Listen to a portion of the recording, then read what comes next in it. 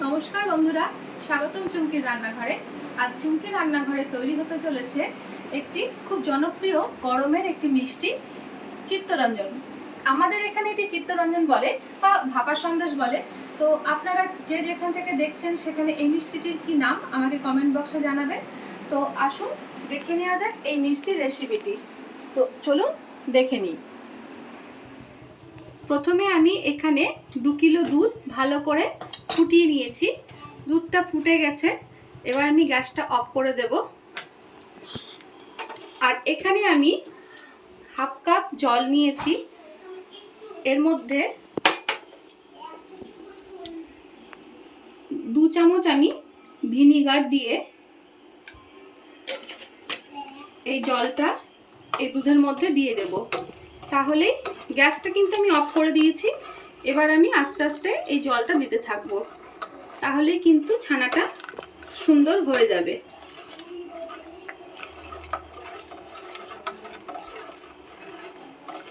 এরকম ভাবে আস্তে আস্তে নাড়তে থাকবো আর জলটা দিতে থাকবো। এভাবেই কিন্তু ছানাটা সুন্দরভাবে হয়ে যাবে।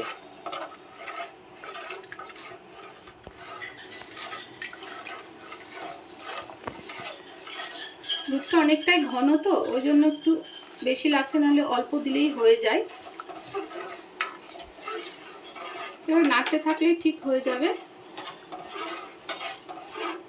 এখানে 2 চামচে কিন্তু হয়নি, ভিনিগার আমার আরও 2 চামচ লেগেছে, কারণ দুধটা খুব ঘন ছিল, সেই জন্য কাটছিল না।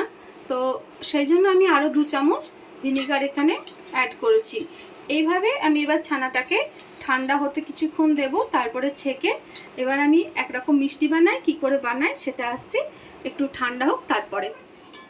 ছানাটা আমাদের ঠান্ডা হয়ে গিয়েছে, এবার ছানা থেকে আমি জলটা পুরো ছেঁকে নেব।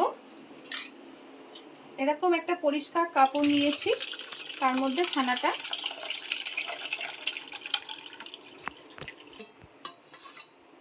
ছানাটা এভাবে আমি এবার একটু ছেঁকে নেব।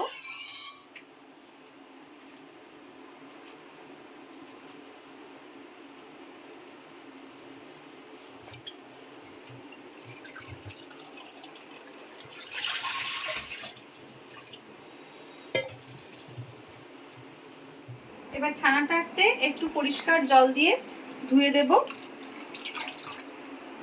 যাতে ভিনিগার দিয়ে ফাটিয়েছি টক ভাবটা না থাকে, সেই জন্য আমি একটু পরিষ্কার জল দিয়ে এটাকে ধুয়ে নিলাম।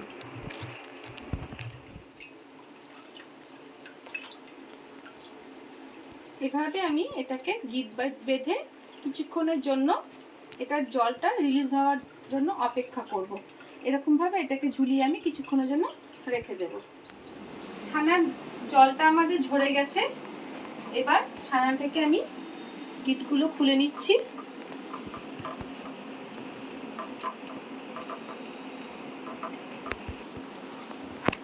ছানা থেকে যতটা এক্সেস জল ছিল সব বেরিয়ে গেছে। এবার আমি ছানাটা ভালো করে একটু মেখে নেব, এই দানাগুলো ভেঙে নেব। বলতে ভুলে গেছি, আমি যে মিষ্টিটা তৈরি করছি সেটা হচ্ছে চিত্তরঞ্জন বা ভাপা সন্দেশ অনেকে বলে। এটা খুব হালকা মিষ্টি, বেশি মিষ্টি থাকে না, সেহেতু সকলেই খেতে পারে। আর খুব গরম পড়েছে, তাই এই ঠান্ডা ঠান্ডা মিষ্টিটা খুব ভালো লাগে। তাই জন্য আমি আজকে এই মিষ্টিটা আমার রান্নাঘরে বানাচ্ছি। সঙ্গে থাকুন।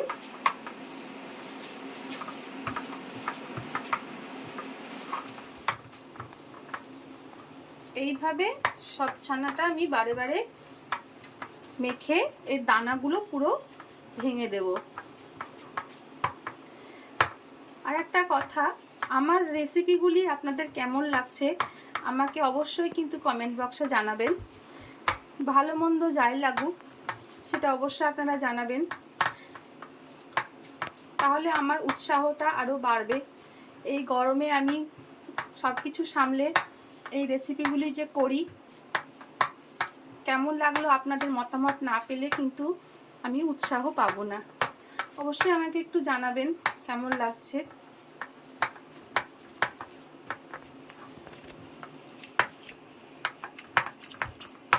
এটা আমার মাখা হয়ে গেছে, এই মিষ্টিটা খুব হালকা হয়, খুব বেশি মিষ্টি থাকে না। যাদের সুগার আছে তারাও কিন্তু এটা খেতে পারেন। তো এখানে আমি 500 গ্রাম ছানার মধ্যে আমি 5 চামচ চিনি দেব।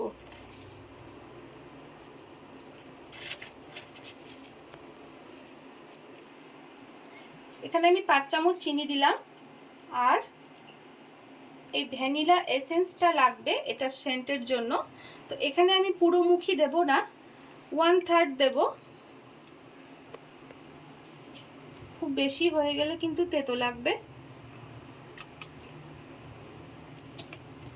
এই সেন্টটা দিলাম। এবার ভালো করে এটা মিশিয়ে নেব।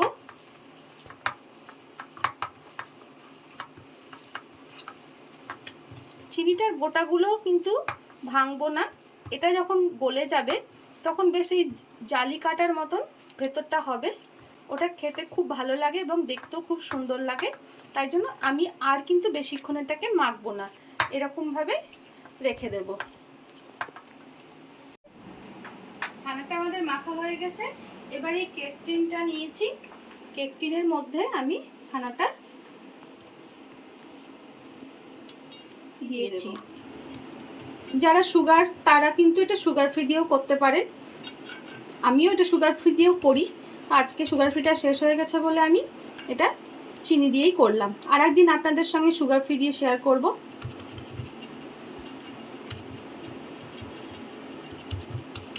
চারিদিকে ভালো করে মিলিয়ে এরকম গোল করে